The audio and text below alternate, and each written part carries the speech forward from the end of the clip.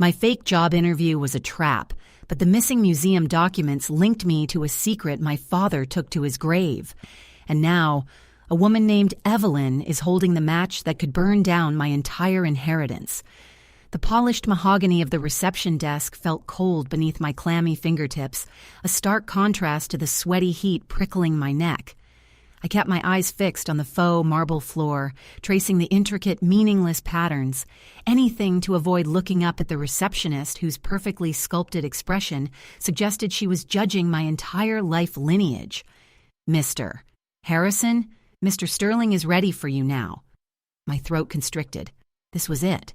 The moment my meticulously crafted lie, the one my cousin Leo had practically guaranteed would work, was about to be tested by the man who held the keys to my future, or, more accurately, the keys to the vast, multi-million-dollar estate I desperately needed access to. Leo, bless his scheming, chaotic heart, had been adamant. "You cannot, under any circumstances, tell them you're a freelance graphic designer, Alex. They'll laugh you out of the room. Uncle Robert was old money, old guard. They want pedigree, they want substance." "But I am a freelance graphic designer, Leo," I'd argued weakly, leaning against the peeling paint of my cramped apartment kitchen. Leo had thrown his head back and roared with laughter, a sound that always reminded me of a rusty engine trying to turn over. "Alex, look at you. You look like you sleep on a pile of concept sketches. We need you to be convincing. We need you to be important." And so, the lie was born, rehearsed over lukewarm instant coffee until it tasted almost real. I wasn't a struggling artist. I was an acquisitions consultant for a boutique firm specializing in emerging market textile futures. It sounded vaguely important, vaguely boring, and utterly unquestionable to the kind of elite who probably hadn't touched real fabric in decades. Now, walking down the hushed corridor of Sterling and Associates, a firm that managed the assets of the ultra-rich, I felt like an imposter wearing a borrowed, slightly too tight suit. Every step echoed, announcing my arrival. The door to Mr. Sterling's office was massive, dark oak, intimidating. I took a deep, steadying breath, remembering Leo's parting advice. "Walk like you own the place. Nod gravely when he talks about capital gains, and for God's sake, don't mention Etsy." I pushed the door open. The office was everything I'd imagined. Floor-to-ceiling windows overlooking the entire city skyline, a desk that looked carved from a single ancient redwood, and sitting behind it, Mr. Sterling. He wasn't what I expected. Not a stuffy old banker, but a man perhaps in his late 50s, impeccably dressed, with silver hair combed back severely, and eyes that seemed to analyze the molecular structure of my handshake. "Mr. Harrison, please sit." His voice was smooth, resonant, completely devoid of warmth. I sat on the edge of a leather chair that probably cost more than my annual rent. I offered my practiced, confident smile, the one that usually got clients to approve the first draft of a logo. "Thank you for taking the time, Mr. Sterling. As Leo explained, I'm here regarding the final disposition of Aunt Clara's portfolio." Aunt Clara. The reason for this elaborate masquerade. She had passed 6 months ago, leaving behind a significant trust fund, which was to be released to the surviving family members, myself included, only after a mandatory in-person interview to ensure we were financially responsible stewards. Mr. Sterling steepled his fingers on the desk. "Indeed, Leo provided a glowing reference for you, Mr. Harrison. He speaks highly of your acumen in your field." I nodded gravely, leaning forward slightly. "We've been very busy lately. A volatile market requires agile maneuvering. My firm handles sensitive acquisitions. We pride ourselves on discretion and foresight." He didn't blink. He simply reached into a drawer and slid a single thick manila envelope across the desk toward me. "Excellent. Discretion is paramount in this situation, Mr. Harrison. Everything regarding Clara's estate must remain strictly confidential. The trustees are very particular about the family's reputation." My heart leaped. This was going too well. I reached for the envelope, preparing to sign whatever fiduciary release papers were inside. However, Mr. Sterling continued, his voice dropping just a fraction, forcing me to lean closer, there is one small detail I need to clarify, purely as due diligence on behalf of the estate. I tried to keep my breathing even. Of course, anything. He picked up a slim file from his side of the desk, flipping it open to a page covered in precise, looping handwriting. Aunt Clara's handwriting. Leo mentioned you specialized in textile futures, a fascinating niche.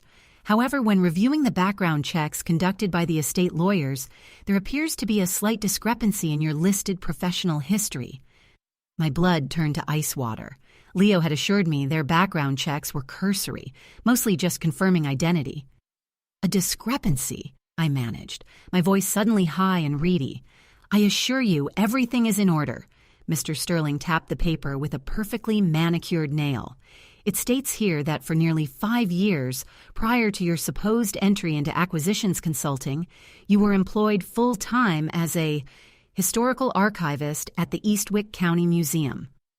My mind raced, scrambling to remember if Leo had briefed me on this forgotten period of my life. Eastwick?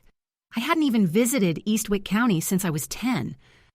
That's an old file, I stammered, trying to sound dismissive. A placeholder, perhaps. My consulting firm uses prior professional experience to establish credibility, but my core work has always been forward-looking, not historical. Mr. Sterling's expression didn't change, but something in his eyes shifted, a flicker of intense focus, like a predator sighting prey. That's interesting, Mr. Harrison, because the Eastwick Museum's records are quite meticulous. They list your duties there extensively, and one of those duties, listed right here, involved the restoration and cataloging of 19th century family correspondence. Specifically, he paused, letting the silence stretch until it was physically painful. The Fairweather correspondence. I felt a profound, dizzying sense of vertigo. The Fairweather name wasn't just some random historical footnote. It was the name of my maternal grandmother's family, a branch of the family we were explicitly told never to speak of. I don't recall that specific project, I mumbled, my palms slicking with sweat again. It was years ago. Mr. Sterling leaned back, a small, almost imperceptible smile touching his lips. I believe you, Mr. Harrison. You probably don't recall it because you never worked there, but someone certainly did. Someone who had intimate knowledge of Clara's private documents. And that someone, he lowered his voice to a dangerous whisper, was listed in the museum archives as the primary research assistant to the lead historian, a historian who just so happens to be your father. The air in the room seemed to thin, forcing me to drag in shallow breaths. My father. The name was a ghost in our family.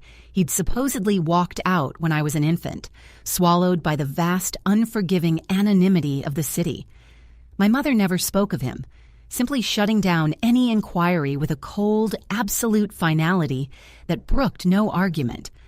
Leo, too, always steered clear of that topic, which in hindsight was less about protection and more about concealment. My father, I managed, the word tasting like ash. I haven't seen him since I was a child. I certainly wouldn't know anything about his archival work. Mr. Sterling steepled his fingers again, his gaze pinning me to the chair. That's what I suspected you'd say, Alex. But you see, the problem isn't your employment history. It's Clara's estate lawyers. They are meticulous, yes, but their information is only as good as what they are given. And what they were given was a very persuasive narrative about your career path, supplied by your cousin, Leo. He tapped the file again, but this time, his eyes drifted past me toward the panoramic view of the city, as if searching for something high above the rooftops. Leo is very good at painting pictures, isn't he? He managed to convince the trustees that you, a self-proclaimed acquisitions consultant, needed immediate access to Clara's liquid assets to secure a crucial international deal.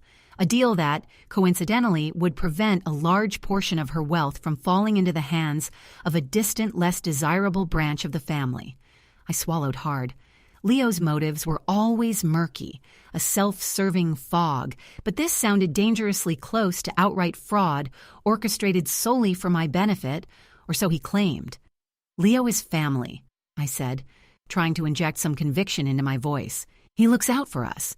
"He looks out for himself," Mr. Sterling corrected dryly, but in this specific instance, his manufactured narrative might have unintentionally exposed a truth far more complex than a simple lie about your career.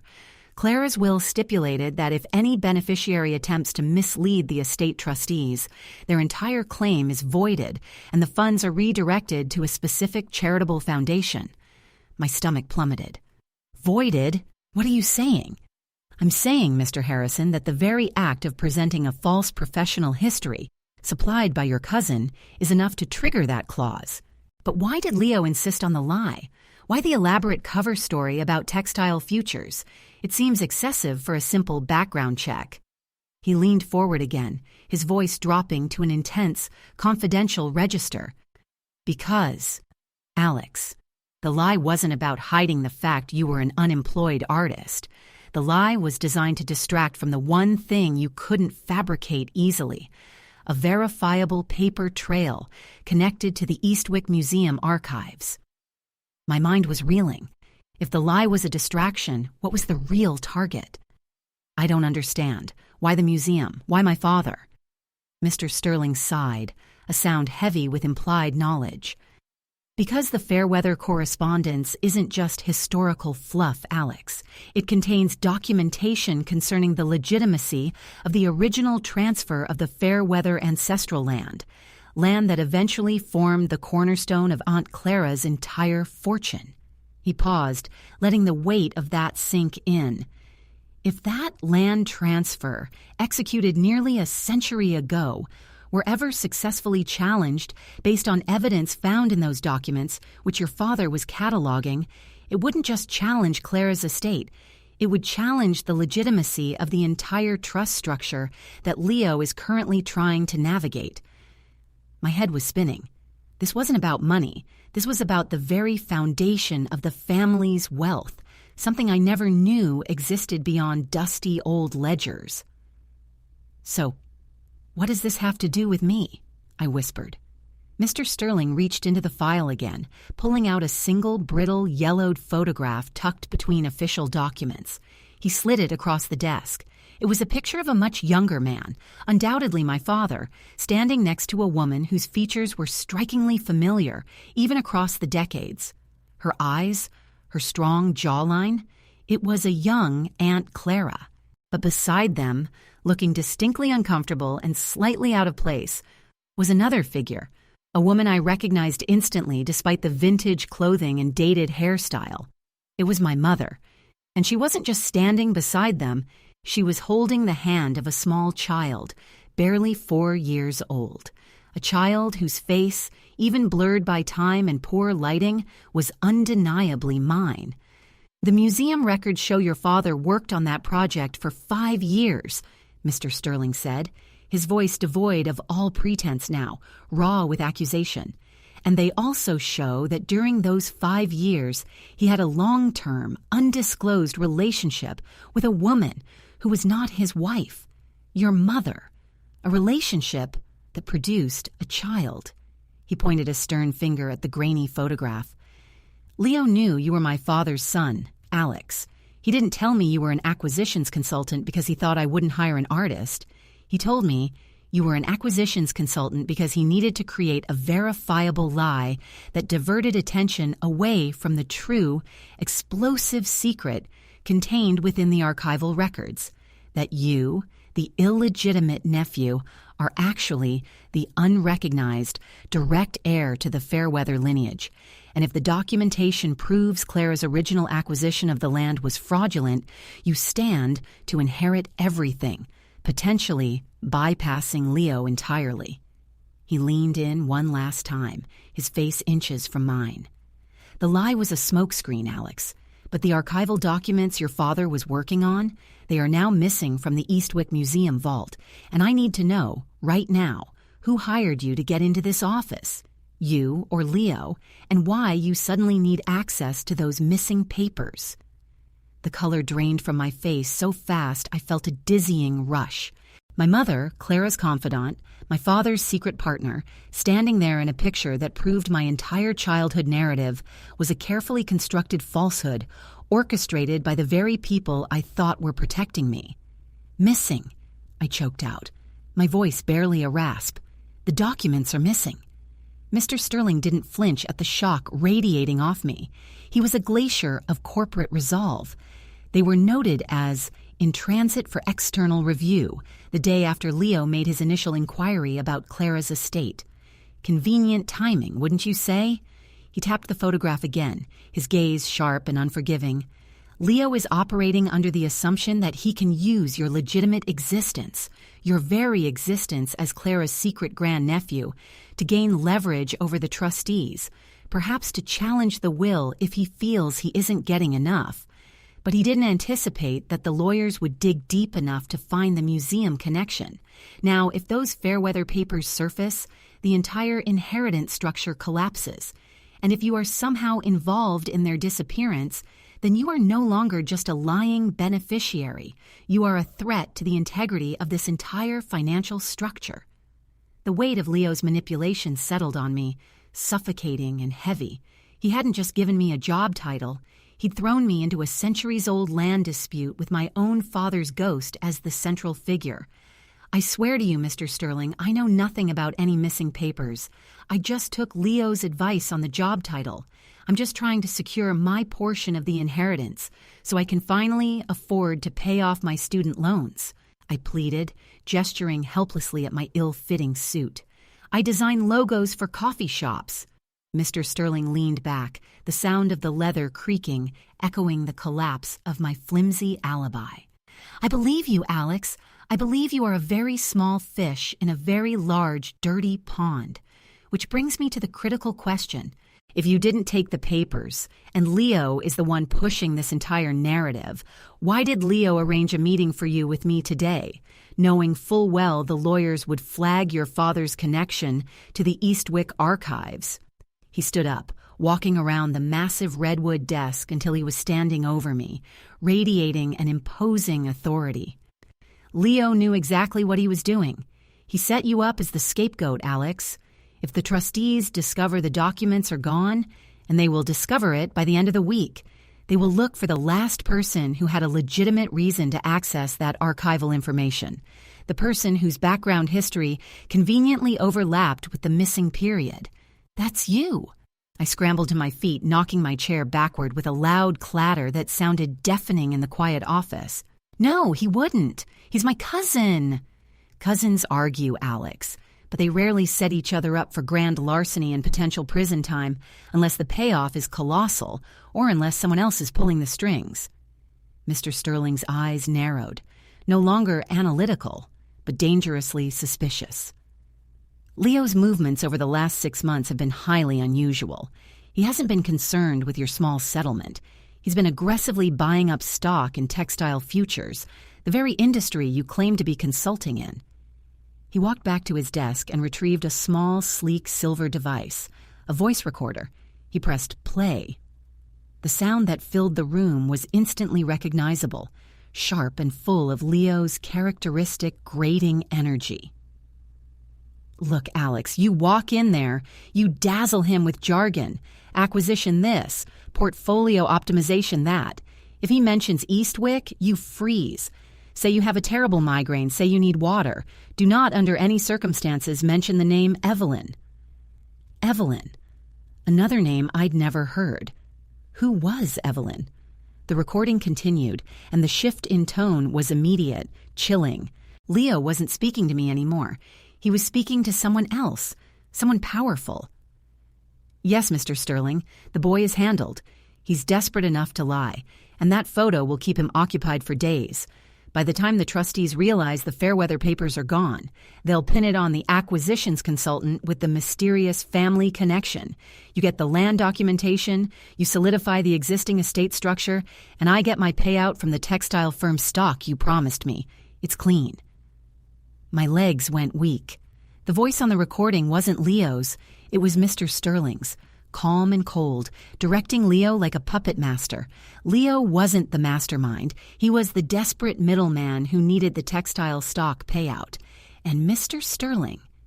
Mr. Sterling had used Leo to get me, the true heir, through my father into this room, under the false pretense of a job interview, all while orchestrating the theft of the key documents that would invalidate the estate.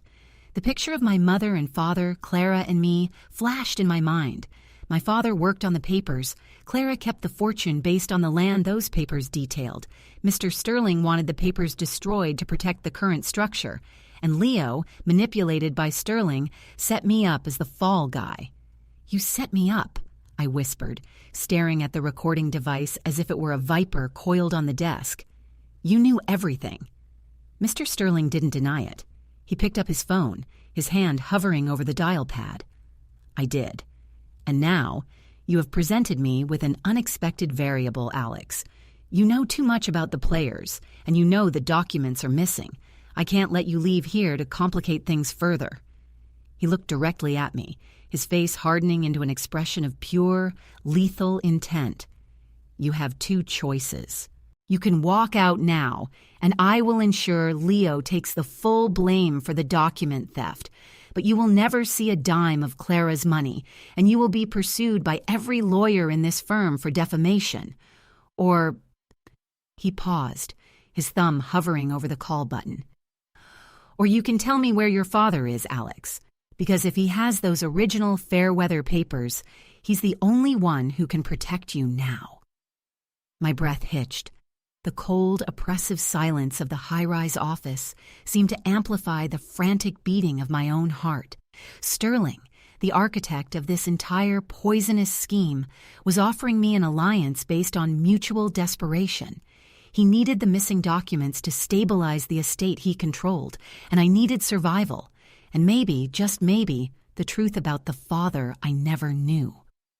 "My father," I repeated, trying to gain purchase on the whirlwind of betrayal. "I told you, I don't know where he is. I haven't seen him in 25 years. Mr. Sterling gave a short, mirthless laugh. "Don't insult my intelligence, Alex. Your father didn't just vanish after a brief fling with your mother. He was deep in the Fairweather archives for years. He was cataloging documents that questioned the very legitimacy of Clara's wealth. When the land transfer became unstable, he didn't just leave a mistress and an infant. He took the evidence with him." He gestured toward the photograph of the young family. "Look at your mother, Alex. She looks terrified, even in that faded photo. She stayed because she was either bound by loyalty or by something more concrete. You were the insurance policy, the known, legitimate descendant who could be brought forward if the documents, which are clearly still in play, ever surface again." He put the phone down, his eyes boring into mine. "Leo was a fool. He thought he was shaking me down for a textile venture. He didn't realize I was already hunting the source material that could unravel everything his own family built their empire on. You, however, are a direct link to that source." "Why would he have the papers now? Why would they resurface now after all these years?" I asked, grasping for the threads of logic in this nightmare. "Because Clara was dying," Sterling stated simply, "and the threat of the estate dissolving was real enough to make your father finally move. He contacted Leo, using the archival knowledge they shared, promising to produce the documentation, the real documentation, in exchange for a significant portion of the estate, possibly even challenging the will through you. Leo, seeing a chance to cut me out entirely, tried to play both sides. He lied to me about you being a harmless consultant, hoping to keep your existence secret while he negotiated with your father behind my back. The realization hit me like a physical blow. Leo hadn't just been lying to Sterling, he'd been double-crossing him, trying to leverage my unknown claim against the man who held the reins. "So you used me," I whispered, the anger finally starting to burn through the shock. "You brought me in here to see if I cracked, hoping I'd reveal a connection to the papers, and when I didn't, you planned to pin the theft on me and Leo."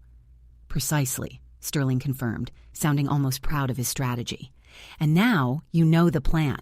which means I can't let you walk out of this building with that knowledge intact, especially since I suspect you're telling the truth about not knowing where your father is, meaning Leo is your only true link to the documents." He took a step back, his hand moving toward the top drawer of his massive desk, the one that looked significantly deeper than the others. "I am going to make one more call, Alex, to the head of security. They will escort you out politely, and you will forget every word said in this office. If you ever try to contact Leo or anyone associated with Clara's estate, I will ensure the police find those missing documents placed quite conspicuously in your apartment." I knew that was a death sentence for my future, a complete erasure from the family history he was so desperate to preserve. But I couldn't just leave. Not now that I knew my father was alive, connected, and potentially holding the key to unlocking the truth about my entire existence. "You won't call security," I said, the unfamiliar steel in my voice surprising even myself. I took a step toward the desk, ignoring the sudden tension in Sterling's shoulders. "Because if you call security, Leo talks. And if Leo talks before you get those papers back, you're implicated in grand fraud, and the textile futures you're betting everything on, the ones Leo secured, will collapse when the trustees freeze his assets." Sterling froze, his hand inches from the drawer. For the first time, a genuine crack appeared in his polished facade, a flicker of genuine alarm. "You think you have leverage now, boy?" he sneered, but his voice lacked its previous certainty.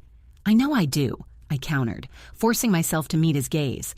"You need the papers, and Leo is your only bridge to the man who has them, and Leo only trusts one person who isn't actively trying to frame him right now, me." I held up my empty hands, offering a truce forged in mutual danger. "Here's the deal, Mr. Sterling. You stop your security detail. You give me Leo's secure contact information, the real one, not the burner he used to talk to you. And I go find my father and those goddamn Fairweather documents. I bring them back here, undamaged, to you. In exchange, you reinstate my claim on Clara's estate, officially, and you ensure Leo walks away with nothing but the mild embarrassment of having been caught lying." Sterling stared at me, his mind visibly racing, calculating the risk versus the reward of eliminating me versus leveraging me. The silence stretched, thick with potential violence, until he finally gave a curt, dangerous nod. "Fine. You have 24 hours. If you fail, or if you try to double-cross me, I will not only frame you for grand larceny, but I will ensure that your father, wherever he surfaces, is implicated in a far more serious historical conspiracy. Now, Leo's private line. Tell me, Alex, do you even know what kind of conspiracy involves a land deed dispute and missing 19th century documents that powerful men are willing to steal for?" As he slowly reached for the phone again, a sharp, insistent buzzing sound erupted from the silver voice recorder still sitting on the desk between us. It wasn't the sound of a new incoming call. It was the distinct grating ring of an old landline telephone. Sterling recoiled, staring at the recorder as if it had spontaneously combusted. "That's impossible. That device is off the network." But the sound persisted, insistent and grating. Sterling snatched the device up, flipping it over, his eyes wide with dawning horror as he realized the source of the ringing.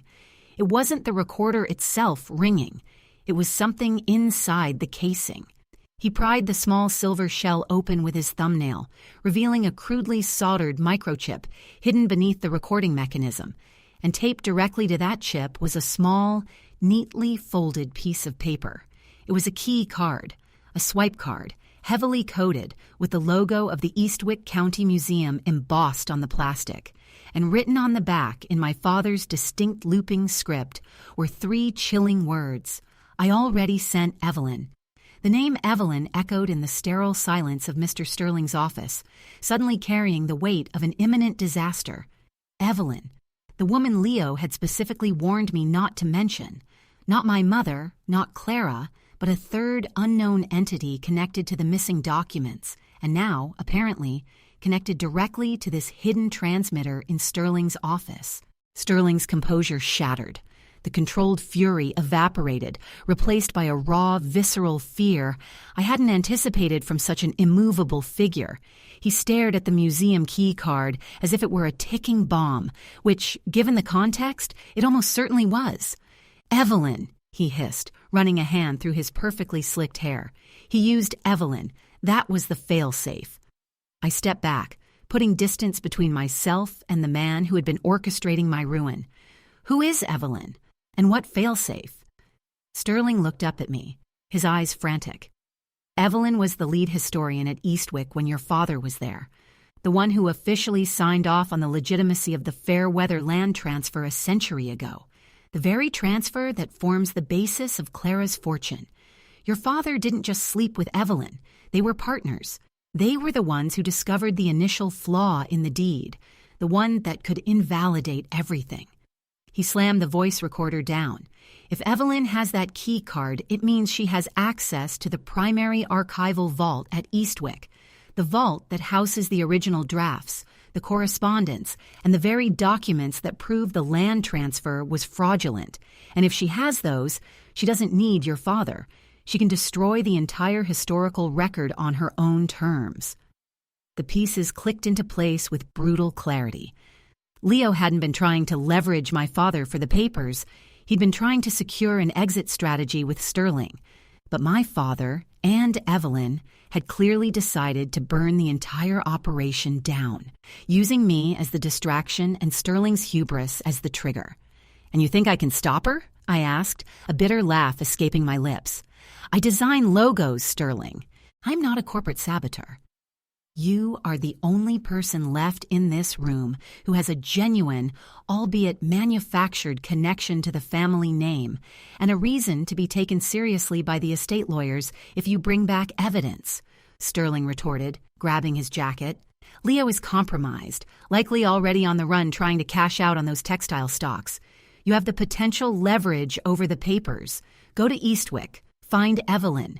The foundation of this entire legacy, my firm's reputation, Clara's millions, Leo's meager gains, it all rests on that archive staying untouched, or at least on us controlling what comes out of it." He shoved the key card into my hand. "Use this. If you recover the documents and bring them directly to me, I will process Clara's estate in your favor. Not just the small portion Leo arranged, but everything legally permissible for the true bloodline. You walk away wealthy, clean, and untouchable. Fail, and I will dedicate my considerable resources to making sure you and your father spend the rest of your lives in separate federal prisons." The urgency was palpable. We were no longer adversaries plotting against each other, but two desperate men scrambling to contain an explosion initiated by ghosts. "One thing," I said, clutching the key card so tightly the plastic dug into my palm. "My father, if he's out there, connected to Evelyn, what's his motivation? Why not just take the money himself?" Sterling paused at the office door, his hand resting on the handle.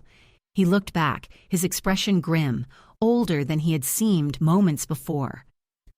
"Because, Alex, the Fairweather land wasn't just valuable for its size. It was the site of the original city charter signing.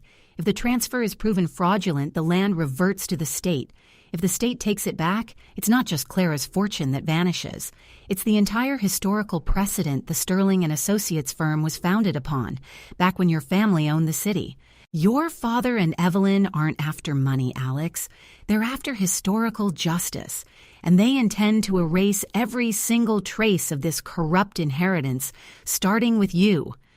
With that final terrifying declaration, he opened the door and vanished into the corridor, leaving me alone in the opulent silence, holding the key to a historical time bomb.